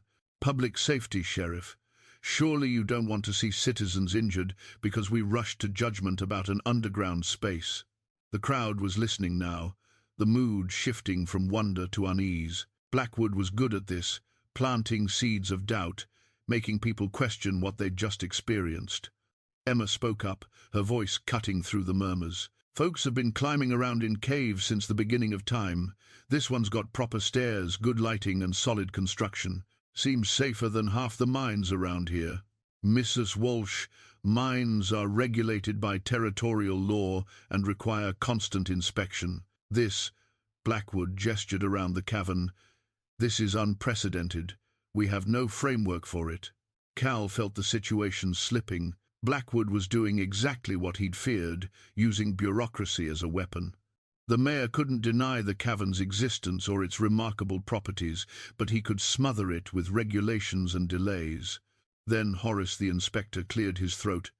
"Actually, Mayor, there might be a precedent." Everyone turned to look at him, and the nervous man seemed to shrink under the attention. "In territorial law, there's provision for natural formations that enhance property value, mineral springs, for instance, or scenic views. If a natural feature exists on private property and the owner wishes to develop it, the framework is already established." Blackwood's expression hardened. That's for established businesses, Horace. This is untested. With respect, Mayor, the law doesn't distinguish. A natural feature is a natural feature. Mr. Riggins owns the property, and the deed explicitly includes all appurtenances, which would encompass natural formations below the surface. Cal saw his opening. Mayor Blackwood, when you gave me this deed, you made it very clear that everything on and under this property was included. You were quite generous in that regard. The crowd rippled with laughter. Someone called out, "Got you there, Cornelius?" But Blackwood wasn't finished. His face had gone red, and when he spoke, his voice had an edge Cal hadn't heard before. "Very clever, Riggins. You found a loophole. But let me make something very clear to everyone here. Do you know why I gave this man a condemned building? Because I thought it would teach him a lesson about his place in this town, about not presuming too much." The cavern went quiet. This was no longer political maneuvering, this was personal anger surfacing. "You come here from back east, with your fancy education and your superior attitude," Blackwood continued. "You think you're better than us, smarter, more refined. Well, you found a cave. Congratulations. But this town doesn't need another concert hall. We have real work to do, mining, commerce, building an economy. We don't need acoustic engineers or opera houses or any of your pretentious Eastern nonsense." Cal met the mayor's eyes steadily. "You're right that I came from the East, and yes, I worked in opera houses. But I came here looking for the same things everyone else wants: a place to belong, a chance to contribute something meaningful. You gave me that chance, Mayor, even if it wasn't what you intended. I gave you nothing but trouble wrapped in a joke. You gave me a deed, legally filed, properly notarized. Everything else I did myself, with help from good people in this town who believed it was worth doing." Sheriff Dawson moved between them. "Cornelius, this is getting out of hand. The man's done good work. Let it be." But something in Blackwood's expression made Cal's stomach tighten. The mayor was too angry, too personally affronted. Men like Blackwood didn't just accept defeat. "Sheriff, I want a full investigation of this property. How did Riggins afford all this work? Where did the money come from? I want to know if there was fraud, if claims were falsified, if proper taxes were paid." "You can't just—" Dawson started to say. "I'm the mayor of this town, and I have the authority to request investigations when I suspect wrongdoing." Blackwood's voice had gone cold. "Furthermore, I'm calling an emergency town council meeting for tomorrow evening to discuss whether this property poses a public hazard. Until that meeting concludes, I'm recommending that this space remain closed." Cal felt the trap closing. Even if he ultimately prevailed, weeks or months of legal wrangling would bleed his resources and momentum. By the time he was cleared to operate, the opportunity would be lost. Then a voice spoke from the back of the crowd, a voice Cal didn't recognize, cultured and carrying natural authority. "Excuse me, Mayor Blackwood. I wonder if I might offer a perspective." A man emerged from the crowd, tall, perhaps 40, impeccably dressed in a traveling suit with a walking stick. His bearing suggested wealth and education. He had the kind of face that was used to being listened to. "And who might you be?" Blackwood demanded. "Marcus Wellington. I'm a concert promoter from San Francisco. I represent several touring musical ensembles, and I'm always searching for unique venues." He looked around the cavern with evident appreciation. "I heard about a building restoration in Fool's Gold and decided to investigate. I arrived on this morning's stage. Fortuitous timing, it seems." Cal had no idea who this man was or why he was here, but he felt a sudden surge of hope. Wellington continued, addressing the crowd rather than Blackwood. "I've worked with concert halls from Boston to Sacramento, and I can state without reservation that what Mr. Riggins has discovered here is extraordinary. The acoustics are superior to venues that cost hundreds of thousands to build. With proper development, this could become a premier destination for musical performances in the Western Territories." "That's all very interesting," Blackwood said tightly, "but it doesn't address the legal questions about—" "I'm prepared to offer Mr. Riggins a contract." Wellington interrupted smoothly. My company would book 6 performances here over the next 3 months. We would handle all permitting, insurance and legal requirements through our established channels. We've done this successfully in mining towns throughout California and Nevada. The paperwork is straightforward when you know the right people. The crowd was buzzing now. This changed everything. A legitimate businessman offering real contracts meant jobs. Musicians needed lodging, meals, transportation. Money would flow into the town.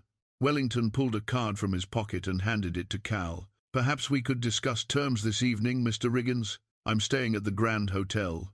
Cal took the card, his mind racing. This was too convenient, too perfectly timed. But looking at Wellington's confident expression, he saw no deception, only a businessman recognizing an opportunity. I'd be happy to discuss it, Cal said carefully. Blackwood's face had gone from red to pale. He understood what was happening. The narrative was escaping his control. If Wellington's company invested in the venue, if contracts were signed and money changed hands, interfering would mean damaging Fool's Gold's reputation for business. The town council would never support that.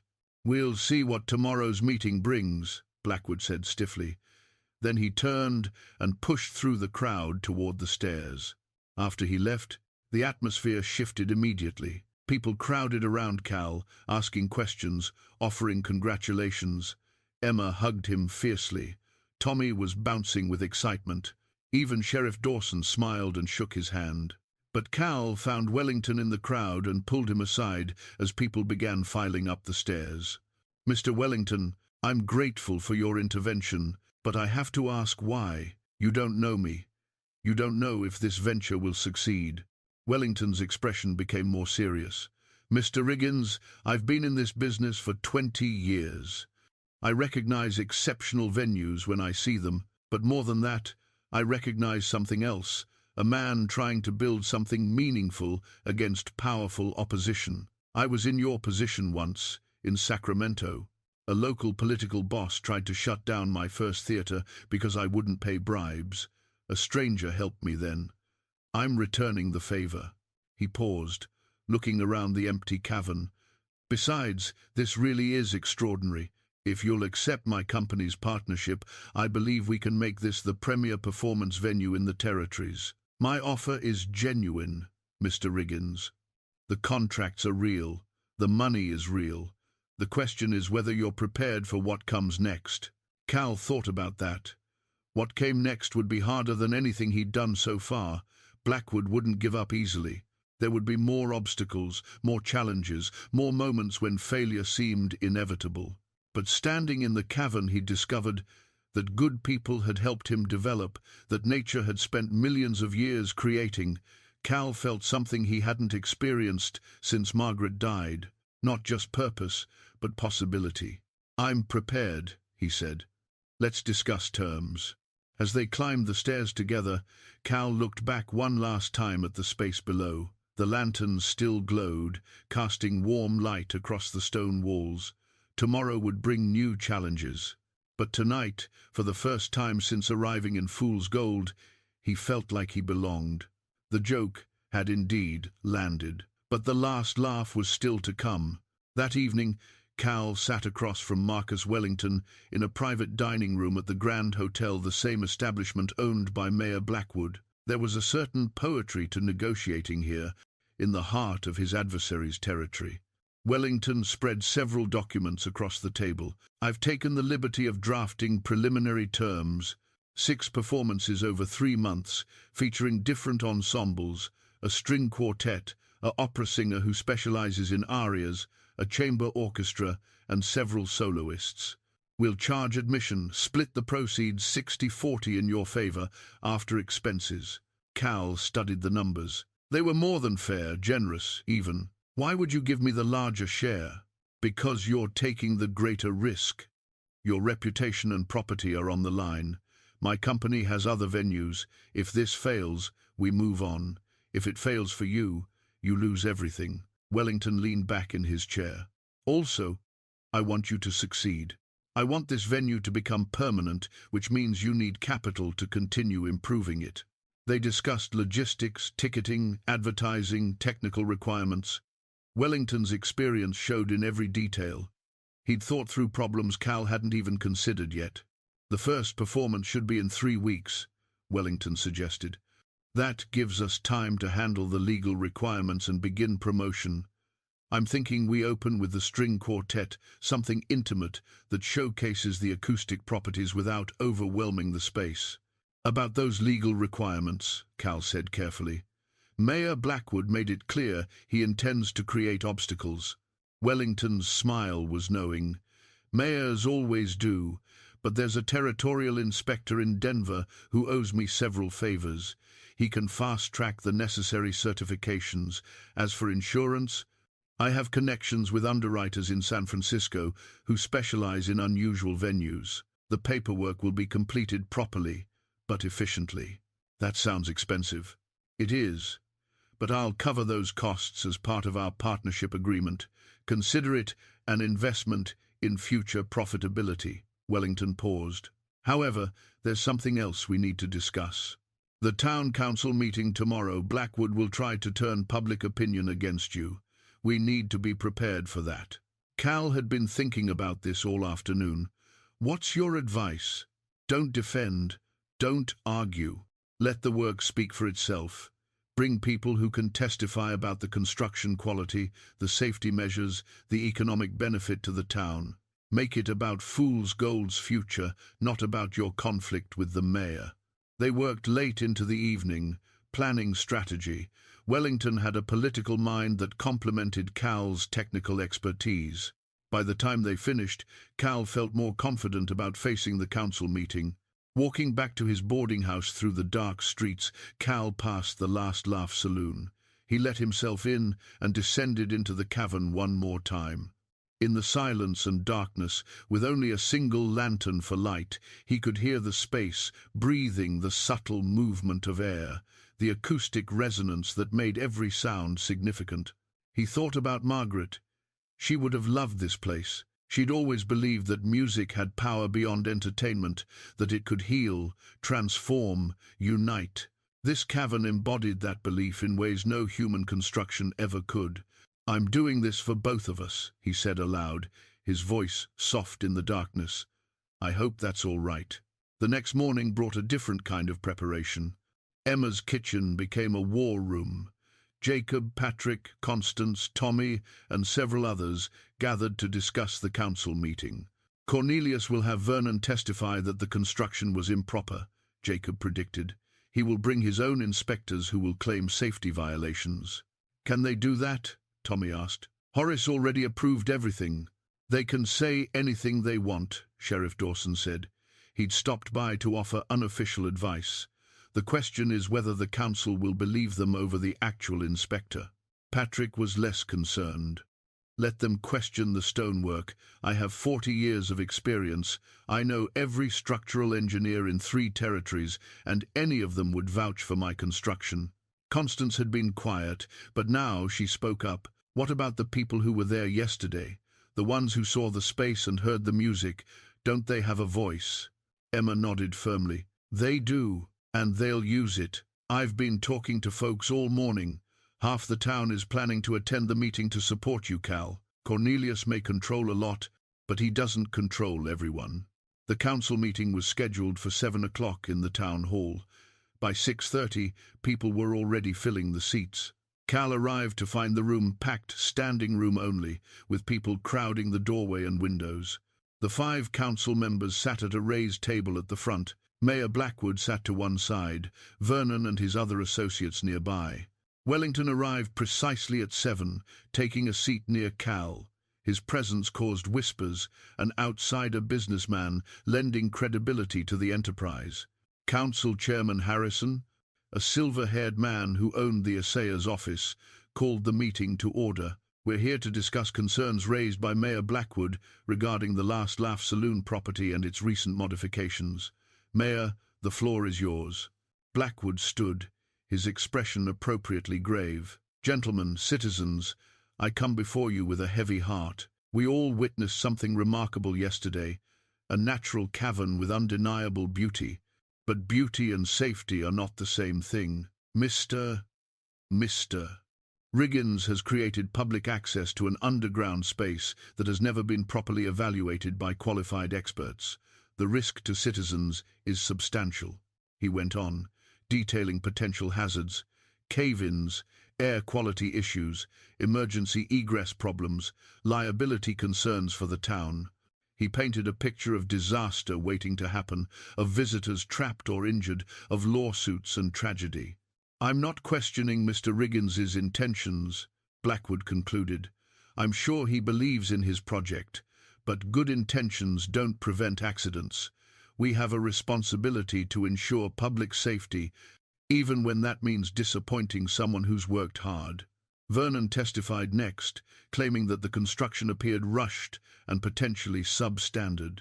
He suggested that proper evaluation would take months and cost thousands of dollars, money the town didn't have and Riggins couldn't afford. Then Horace was called. The inspector looked deeply uncomfortable as Blackwood questioned him. "Did you perform a complete structural analysis of the cavern itself?" "No, just the building above and the access." "So you can't certify that the natural formation is stable?" "I'm not a geologist, so technically." "Thank you, Horace. So we have access to an underground space that hasn't been certified safe by anyone qualified to make that determination." The council members were listening intently. Chairman Harrison looked troubled. This was going exactly as Blackwood wanted. Then Wellington stood. "Mr. Chairman, might I be recognized?" Harrison looked surprised, but nodded. "The gentleman from San Francisco has the floor." Wellington moved to the front, with the casual confidence of someone who'd done this many times. "Gentlemen, my name is Marcus Wellington. I'm a concert promoter, and I've worked with venues throughout the Western Territories. I'd like to address Mayor Blackwood's concerns directly." He pulled documents from his briefcase. "These are geological surveys of similar natural amphitheaters in California and Nevada that my company has successfully operated in for years. The formation Mr. Riggins discovered is actually more stable than most because it's limestone rather than volcanic rock. The air quality is excellent, natural ventilation through fissures in the ceiling. Emergency egress is superior to most performance halls because there are actually 3 separate routes to the surface, including the main stairs." Blackwood interrupted. "Those are your documents. How do we know they're accurate?" "You don't have to take my word for it." Wellington produced another paper. "This is a telegram from Dr. Samuel Chen, territorial geologist in Denver. He's reviewed the preliminary surveys I commissioned and confirms the formation is structurally sound. He'll be here in person next week to perform a complete analysis, which I'm financing as part of my investment in this venue." The room buzzed with this information.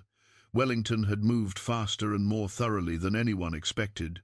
"As for liability," Wellington continued, "my company carries comprehensive insurance that will cover this venue during our contracted performances. That insurance required extensive safety evaluation by professionals, and they approved the space without hesitation." Chairman Harrison leaned forward. "Mr. Wellington, why is a San Francisco promoter so interested in a small-town venue?" Wellington smiled. "Because it's not a small-town venue, sir. What Mr. Riggins has discovered is potentially one of the finest natural performance spaces in North America. Musicians will travel here specifically for the privilege of playing in that acoustic environment. That means visitors, that means commerce, that means economic growth for Fool's Gold. I'm interested because I recognize exceptional opportunities when I see them." Blackwood's face was reddening. "This is manipulation. Wellington has a financial interest in pushing this through, regardless of real concerns." "As do you, Mayor," Sheriff Dawson said quietly from the back. "You own several competing entertainment establishments. This venue could draw business away from your properties." The room went silent. Dawson had said what many were thinking, but none had dared voice. Chairman Harrison cleared his throat. "Are there citizens who wish to speak?" Emma stood.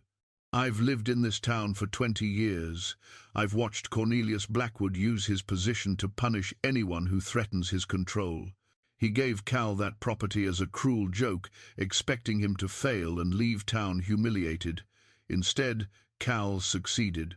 He built something remarkable, and now Cornelius can't stand it. Others stood to speak. Jacob testified about the construction quality. Patrick described the structural integrity. Constance talked about the acoustic properties and the cultural value. One by one, townspeople who'd been at the demonstration spoke about what they'd witnessed. Then Tommy stood up. The 14-year-old looked small and nervous, but his voice was steady. "I helped build that place. I carried stone and held tools, and learned how proper work gets done. Mr. Riggins taught me that building something matters more than tearing things down. That's what this is really about. Some people build, and some people just try to stop others from building because it makes them feel small." The boy's words hung in the air. Even Blackwood seemed taken aback by such direct honesty from such an unexpected source. Chairman Harrison conferred quietly with the other council members. Then he addressed the room. "The council will take a 15-minute recess to discuss this matter." Those 15 minutes felt like hours. Cal stood outside with his supporters, trying to read the situation. Wellington was confident, but Cal had lived long enough to know that confidence and success weren't the same thing. When they reconvened, Chairman Harrison looked directly at Cal. "Mr. Riggins, the council has reviewed the evidence presented. We find that while some of Mayor Blackwood's concerns are valid, they can be addressed through proper procedure rather than closure. Therefore, we're granting conditional approval for your venue to operate, pending completion of the full geological survey and implementation of any safety recommendations that result from that survey." Relief washed through Cal, but Harrison wasn't finished. "However, we're also requiring that you post a bond to cover potential liability until the insurance arrangements are finalized. And we're limiting initial capacity to 40 attendees until the complete safety evaluation is done." It wasn't total victory, but it was enough. Cal could move forward. Blackwood stood, his face dark with anger. "This council is making a mistake. When something goes wrong, and it will, the responsibility will lie with all of you."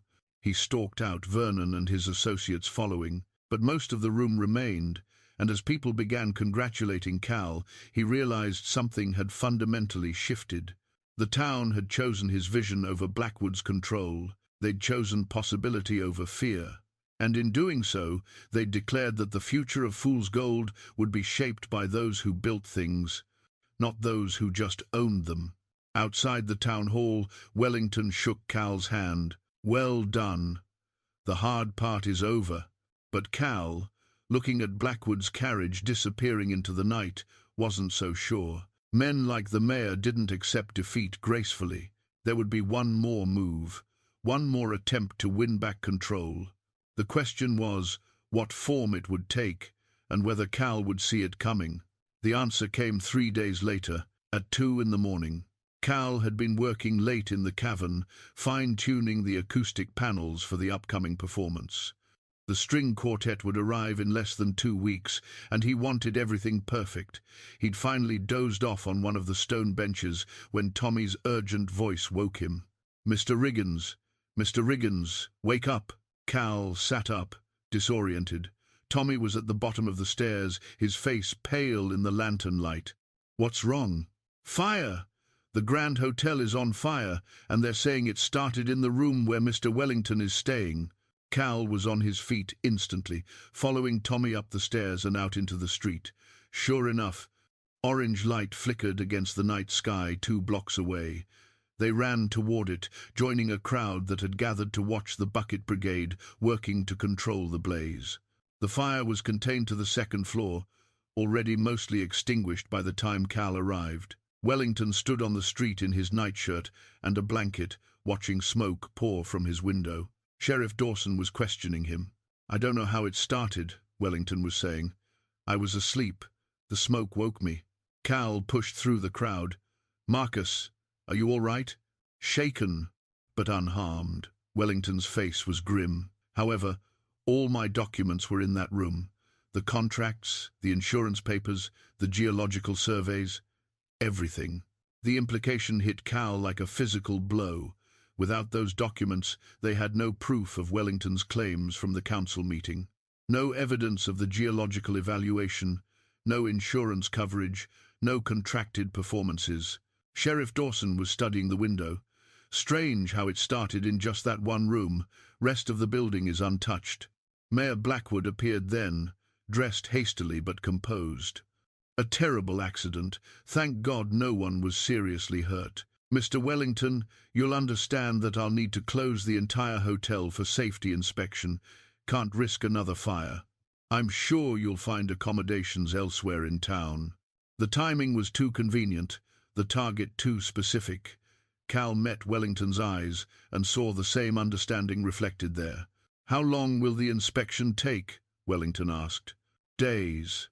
Perhaps a week. These things can't be rushed. Blackwood's expression was sympathetic, but his eyes were cold. Of course, this raises questions about the fire safety in other buildings as well, particularly older structures, particularly those with public access to underground spaces where emergency evacuation might be compromised. There it was, the real attack. Blackwood couldn't stop them through the council, so he'd create a crisis that would require closing the venue for safety evaluation. And without Wellington's documents, they couldn't prove any of the claims that had swayed the council. Sheriff, Cal said carefully, this fire seems awfully convenient. Dawson's expression was neutral. What are you suggesting, Riggins? I'm suggesting that someone wanted to destroy those documents. That's a serious accusation, Blackwood said smoothly. Do you have any evidence? Cal didn't, and that was the problem. Blackwood had been smart enough to create plausible deniability. A fire in a hotel could be accident, arson, or simply bad luck. Without proof, accusations would make Cal look paranoid. Wellington put a hand on Cal's shoulder. Let it go. We can get replacement copies of most documents. It will take time, but it's not impossible. How much time? Cal asked. 2 weeks, maybe 3.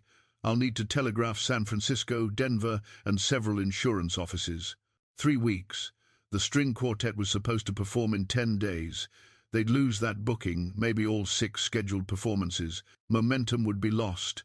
Public confidence would erode. And Blackwood would have time to find other obstacles. The crowd was dispersing now that the excitement was over. Emma appeared at Cal's side, having heard the commotion. She looked at the smoking window, at Blackwood's satisfied expression, and her jaw tightened. This isn't over, she said quietly. Back at the boarding house, Cal, Wellington, Tommy, and Emma gathered in the kitchen. Dawn was still hours away, but none of them could sleep. He's going to use this fire as an excuse to shut down the venue, Cal said. Emergency safety inspection, same as the hotel.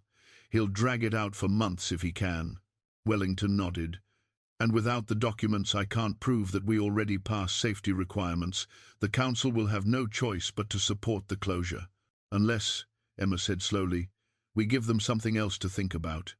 Something that makes closing the venue politically impossible. Like what? Tommy asked. Emma's expression was determined. Like a performance. Tomorrow night, invite everyone. Show them what this place can really be. Once people experience it, Cornelius won't be able to close it without causing an uproar. We don't have performers, Wellington objected. The quartet isn't here yet. We have Constance, Cal said, understanding where Emma was going, and we have 2 days to put together something that will prove this venue deserves to exist. Wellington looked skeptical. A single performer, on short notice, without proper promotion? That's not how professional venues operate. This isn't about being professional, Cal replied. This is about survival. We either take a risk now, or we lose everything to bureaucratic delays and Blackwood's machinations. They looked at each other in the flickering lamplight. It was desperate, impulsive, exactly the kind of decision that could backfire spectacularly. But doing nothing meant certain defeat. I'll talk to Constance first thing in the morning, Cal said. If she's willing, we do this tomorrow night. As the others left to catch a few hours of sleep, Cal remained in the kitchen, watching the sun begin to rise over Fool's Gold. Somewhere in this town, Blackwood was probably sleeping soundly, confident that his final move had succeeded.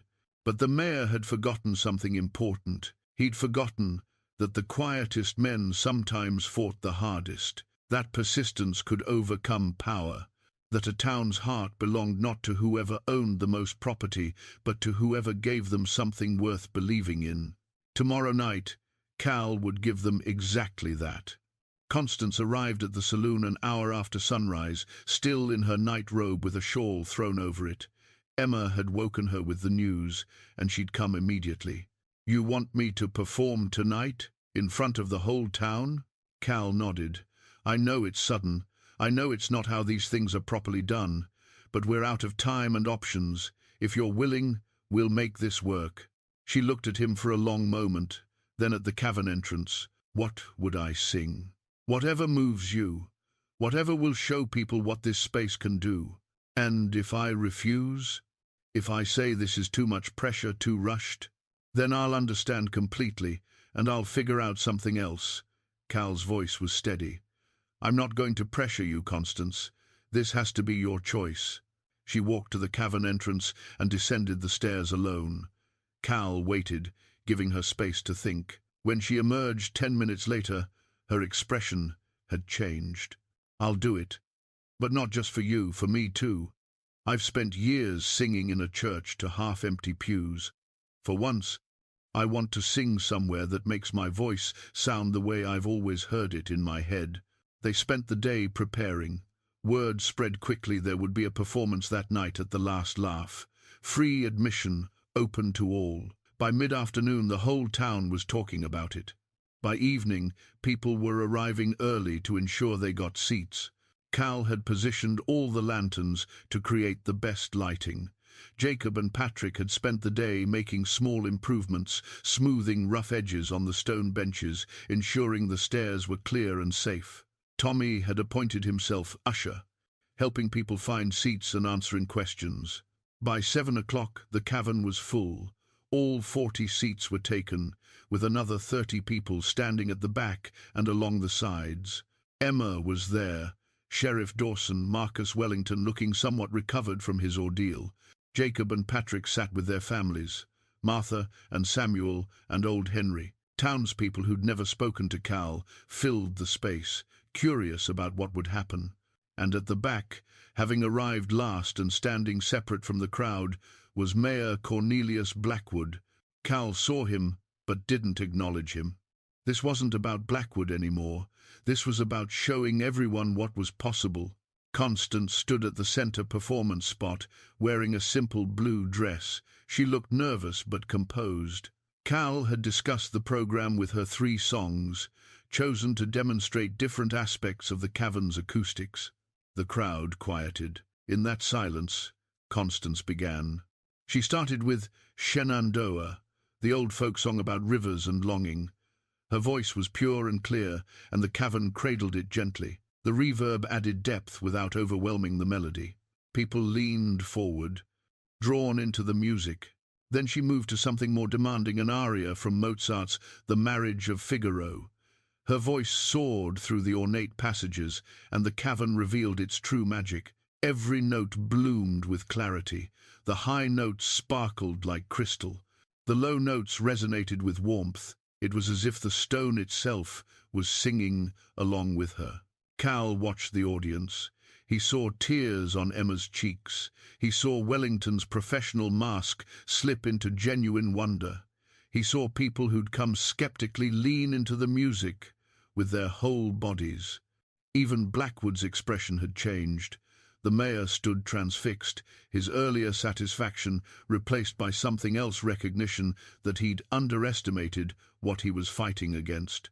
For the final song, Constance had chosen Amazing Grace, again the hymn that had first proven the cavern's potential. But this time, at the end, she invited the audience to join her.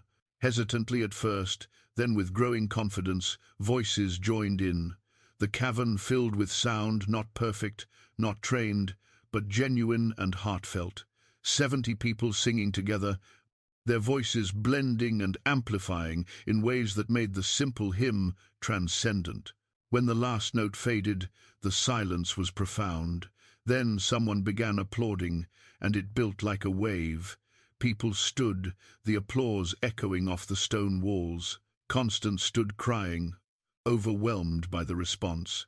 Cal felt something release in his chest, a tension he hadn't fully acknowledged until it was gone. They'd done it. They'd shown the town what this place could be. Sheriff Dawson was the first to speak afterward, addressing the crowd from the stairs. "I've been sheriff here for 12 years. I've seen a lot of schemes and dreams come through this town. This is no scheme. This is real, and it's valuable. Anyone who tries to shut this down is going to have to explain to me why." Others spoke up, declaring their support. The mood was celebratory, triumphant. Blackwood remained at the back, watching. As people began to leave, he approached Cal. His expression was complex, anger, respect, and resignation mixed together. "You won," he said simply. "It wasn't about winning." "Of course it was. Everything's about winning." Blackwood looked around the cavern one last time. "I gave you this as a joke, but you turned it into something I can't fight. That takes a particular kind of stubbornness, or a particular kind of hope." Blackwood considered that. "Maybe. But understand this, Riggins, I don't forgive easily. You've embarrassed me in front of the whole town. That's not something I'll forget. I'm not asking for forgiveness. I'm just asking to be left alone to build what I'm building. We'll see how long that lasts." Blackwood left, and Cal watched him go. The mayor would cause problems in the future, certainly, but the immediate crisis was over. The venue was safe. The performance had succeeded.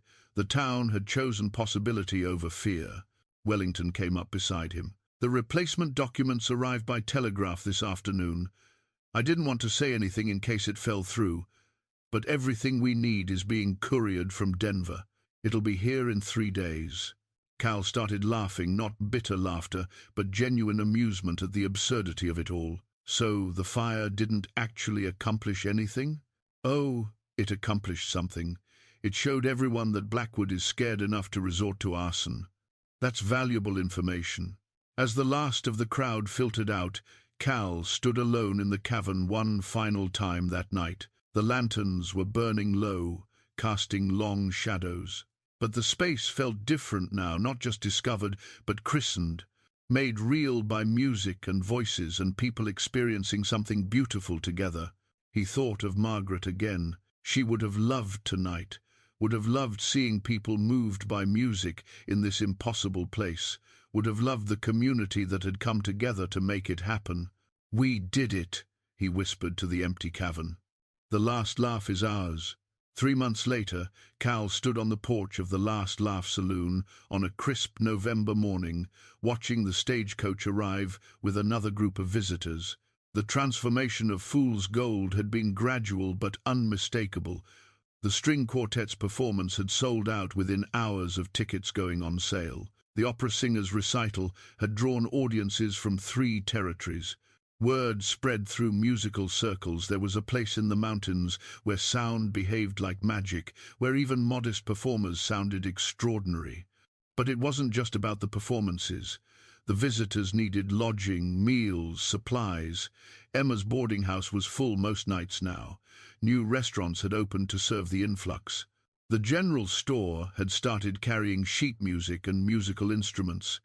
The town had discovered that culture and commerce could coexist profitably. Wellington's company had extended their contract through the following year, booking 12 performances with increasingly prestigious musicians. A critic from the San Francisco Chronicle had written a glowing review, calling the Last Laugh Amphitheater the acoustic wonder of the West. Cal had used his share of the profits to make improvements. The seating now accommodated 80 comfortably. He'd installed a permanent lighting system with reflectors that could be adjusted for different performances. A small stage area had been built at the performance spot, giving musicians a proper platform. More importantly, he'd hired help. Tommy now worked for him full-time, learning not just about acoustics, but about business management. Jacob and Patrick had steady work, maintaining and improving the space. Constance, had become the venue's resident performer, opening each show with a short piece that demonstrated the acoustics for first-time visitors. Mayor Blackwood had kept his distance, focusing his energies elsewhere. The fire investigation had gone nowhere, no proof of arson, but enough suspicion that Blackwood's reputation had been damaged. He still controlled significant property in town, but his political influence had waned. The council chairman had quietly suggested that perhaps someone else should run for mayor in the next election. On this particular morning, Cal was expecting a special visitor. Dr. Samuel Chen, the territorial geologist, had completed his comprehensive analysis of the cavern and was delivering his final report. The doctor arrived at noon, carrying a thick folder of documents. They sat in the saloon's main room, which Cal had converted into a modest office and reception area. "Mr. Riggins, I've completed the most thorough geological survey I've ever conducted on a natural formation. The findings are remarkable." Dr. Chen spread maps and diagrams across the desk. The cavern formed approximately 12 million years ago, when an underground river carved through a limestone deposit. The river changed course millennia ago, leaving behind this chamber. The stone composition is ideal, dense enough to reflect sound, but with enough porosity to prevent dead spots. The shape is almost acoustically perfect, as if nature designed it specifically for music. Is it safe for continued public use? Absolutely. The formation is stable. There's no water intrusion, no structural weaknesses. With proper maintenance, this space could host performances for centuries. Dr. Chen smiled. Nature created something extraordinary here. You just had the wisdom to recognize it. After the geologist left, Cal sat alone in the quiet office. He pulled out his leather-bound acoustic journal and flipped through the pages, decades of measurements, calculations, and notes from every significant space he'd ever analyzed. On a fresh page, he began documenting the Last Laugh amphitheater, but this time his notes included more than technical specifications. He wrote about the people who'd helped build it, about Emma's kindness and Tommy's enthusiasm, about Jacob's craftsmanship and Patrick's stonework, about Constance finding her voice and Wellington taking a chance on an unproven venue. He wrote about a town that had laughed at him, then slowly came to believe in what he was building, about the transformation of mockery into respect, of a joke into a legacy. That evening, as the sun set and painted the mountains in shades of gold and amber, Emma brought him dinner. They ate together on the porch, watching the last light fade. "You thinking about her?" Emma asked gently. Cal nodded. She would have loved this, not just the cavern, but everything that came from it. Margaret always believed that music could bring people together, could heal divides. It did that here.